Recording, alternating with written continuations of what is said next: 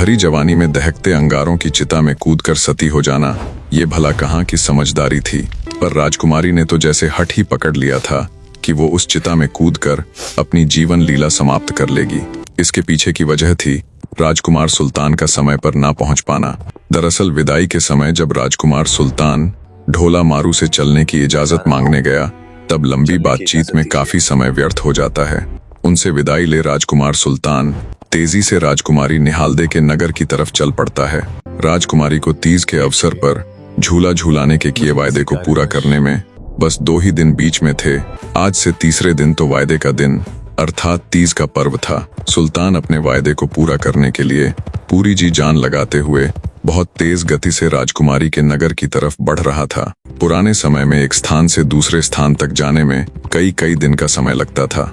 वो तेज गति से दिन में यात्रा करता और रात में सुरक्षित स्थान देखकर वहां ठहर जाता।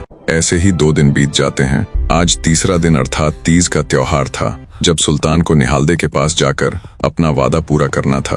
पर निहालदे का नगर अभी भी काफी दूर था। सुल्तान पूरी गति के साथ घोड़े को दौड़ाते तेजी से आगे बढ़ रहा था। दूसरी तरफ निहालदे का चित्त व्यथित हुआ जा रहा था, क्योंकि आधे से भी ज्यादा दिन बीत चुका था, पर सुल्तान की अब तक कोई खोज खबर नहीं थी। दुखी मन से निहालदे ने निश्चय किया कि अगर आज सुल्तान नहीं आया तो वो अपने प्राण त्याग देगी। अपनी दासियों से कहकर वो अपने लिए चिता तैयार करवा लेती है। जल्दी से जाओ और बाग के बीचों बीच एक चिता तैयार करो। और कहती है, अगर शाम तक सुल्तान नहीं आ पाया तो मैं इस चिता में कूदकर सती हो जाऊंगी। तब तुम मेरे ये सारे गहने आदि रख लेना।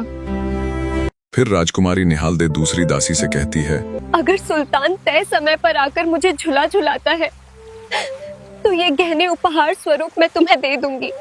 समय निकलता जा रहा था। अब दिन छिपने अर्थात सूर्य अस्ते होने का समय भी नजदीक था।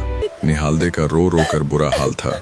उसकी दासी, जिसे उसके मरने पर उसके गहने और जेवरात आदि मिलने थे, बार बार एक ही बात दोहराती। माफ करना राजकुमारी जी, पर उसे आना होता तो अब तक कब का आ चुका होता। मुझे नहीं लगता कि राजकुमार सुल्तान आएगा।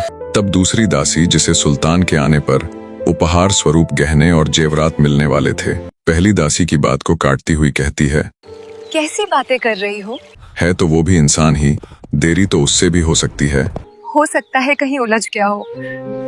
मेरा मन कहता है राजकुमार सुल्तान जरूर आएगा। बार बार दोनों दासियां अपने अपने फायदे की बात दोहराती।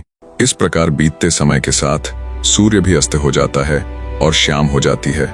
तब पहली दासी कहती है, राजकुमारी जी, अगर आपको सती ही होना है तो फिर इंतजार किस बात का?